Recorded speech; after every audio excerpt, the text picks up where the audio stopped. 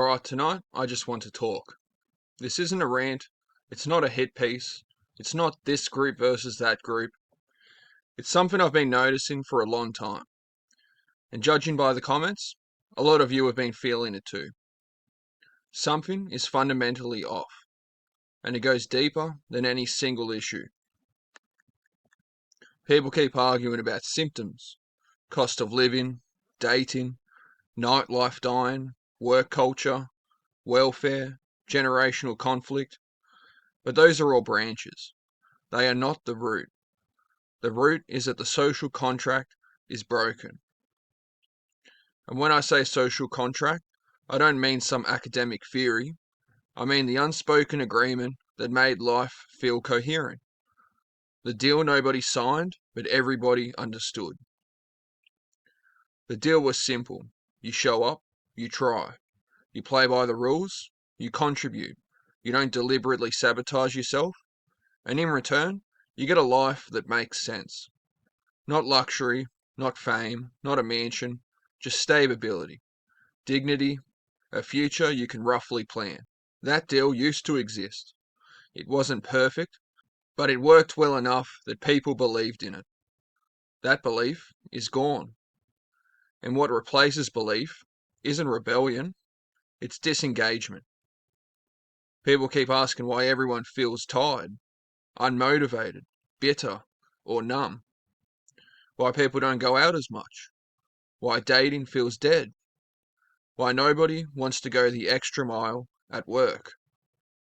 Why everyone seems on edge, but also checked out at the same time. This is why. Because effort stopped guaranteeing safety. Let's talk about effort for a second, because this is where a lot of conversations go wrong. Effort still matters. Discipline still matters. Personal responsibility still matters. None of that disappeared. What disappeared is the outcome. In the past, effort didn't guarantee success, but it usually guaranteed stability. If you worked full time, you could afford somewhere to live. If you stayed employed, you weren't constantly one step away from panic. If you were average and consistent, you could still build a decent life. That baseline is gone. Now you can do everything right and still feel like you are barely hanging on. And that changes how people behave at a deep psychological level. When effort feels disconnected from outcome, motivation doesn't vanish overnight. What vanishes first is trust. You stop trusting advice. You stop trusting institutions. You stop trusting narratives. You stop trusting that tomorrow will be better just because you tried harder today. And once that trust goes, people adapt in ways that look antisocial, lazy, or cynical from the outside, but make perfect sense from the inside. This is why the just work harder advice hits differently now. Not because it's wrong in principle, but because it's incomplete. It assumes the system on the other end is stable and fair enough to reward that effort. For a lot of people, it isn't. And when people hear that advice from someone who already made it, a celebrity, an influencer, a successful entrepreneur, it doesn't motivate them. It reminds them of the gap between those who crossed the bridge before it collapsed and those standing on the wrong side being told to hurry up. That doesn't create inspiration. It creates quiet resentment. Not loud resentment, not screaming on Twitter resentment. The quieter kind. The kind where people stop caring. This is why nightlife is dying. And I want to be very clear about this because people keep missing the point. Nightlife didn't die because people became boring. It died because chaos stopped feeling like a reward. When life feels unstable, you don't want to spend money to feel more unstable. You don't want to pay to be overstimulated, overcharged, socially judged, and physically exhausted. You don't want to scream over music to prove you are having fun. So people retreat. Smaller gatherings, earlier nights, fewer outings, or none at all. That's not depression, that's adaptation. Same thing with dating. Dating culture keeps selling abundance, endless options. Confidence fixes everything.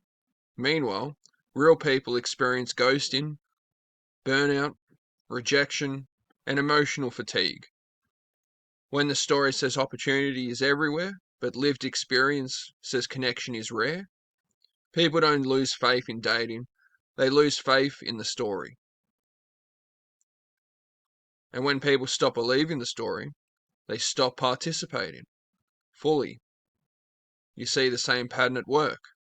People talk about quiet quitting like it's some moral failure, like people just decided to stop caring for no reason. That's not what happened. What happened is loyalty stopped being reciprocated. Going above and beyond stopped meaning protection. Mistakes became fatal. Jobs became conditional. Security became temporary. So people adjusted.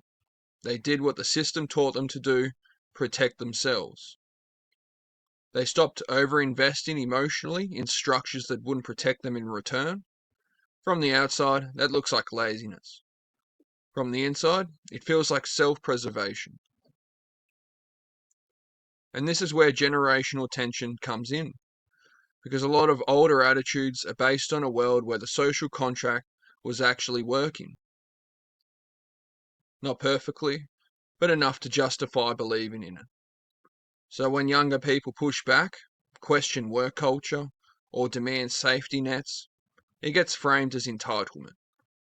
But what they are actually reacting to is instability. They are not asking for shortcuts. They are asking for the deal to make sense again.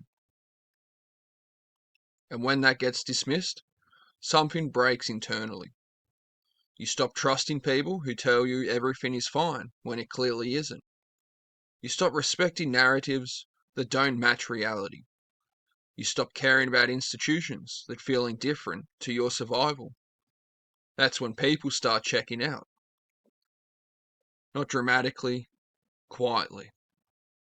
They still show up physically, they still work, they still pay bills, but emotionally, they are gone. You can hear it in how people talk now. No long-term plans, no confidence in the future. Everything is provisional. Everything is we will see. That's not because people lack ambition. It's because ambition without stability feels reckless. And this is where welfare conversations get ugly. Because welfare exposes the lie at the center of the broken contract. It forces the question, what happens when people do what they are supposed to do and still fall through the cracks? Instead of answering that honestly, society often turns on the people at the bottom, because blaming individuals preserves the illusion that the system is fair. Calling someone lazy is comforting. It means the rules still work. It means suffering is deserved. It means your own sacrifices still meant something. That's where a lot of bitterness comes from. Not cruelty, fear. Fear that maybe effort wasn't the only factor. Maybe timing mattered. Maybe access mattered. Maybe help mattered. And that's uncomfortable. You see the double standard everywhere. When someone successful opts out, it's self-care. When someone struggling does the same thing, it's failure. Same behavior, different judgment. That teaches people something very clearly. Rest is only acceptable once you are no longer vulnerable. So people don't rest. They burn out quietly. And then we act shocked when mental health issues explode, when truth collapses, when people withdraw socially. Even politics reflects this. Everyone is angry, Nobody believes anything will change. Arguments everywhere, faith nowhere.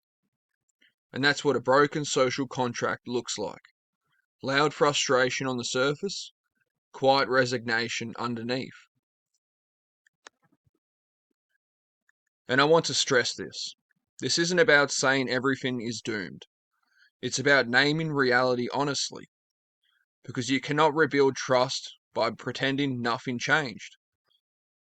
The social contract promised stability in exchange for participation. Participation is demanded, stability is not guaranteed. That's the core issue. And once people realize that, belief doesn't come back easily. You can't shame people into caring. You can't motivate them with slogans that don't match reality. You can't guilt them into loyalty. Because people aren't stupid. They know when they are being asked to give more than they are getting. So what happens next? What we are seeing now isn't collapse.